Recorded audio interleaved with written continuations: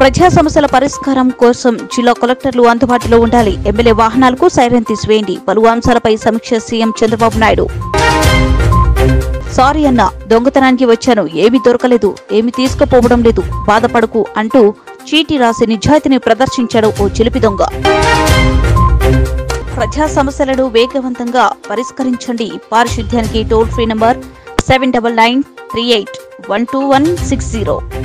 PGRS కు 182 ఆర్చిలు జిల్లా రెవెన్యూ అధికారి ఏ పద్మజ.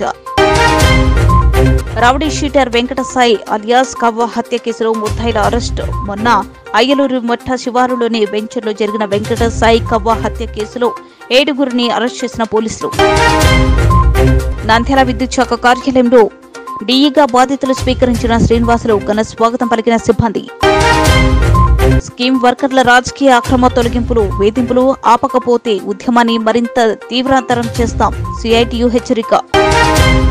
శ్రీశైలంలో శ్రావణ మహోత్సవాలు, లోక కళ్యాణం కోసం శ్రావణ మాసమంతా అఖండ నామ భజనలు, భక్తులకు అన్ని ఏర్పాట్లు. నంద్యాల తహసీల్దార్ కార్యాలయంలో తహసీల్దార్ బదిలీ అయ్యి ఇంతవరకు తహసీల్దార్ ను నియమించకపోవడంతో ప్రజలు నానా అవస్థలు. నంద్యాల తహసీల్దార్ గా రావాలంటే మూల్యం చెల్లించాల్సిందే.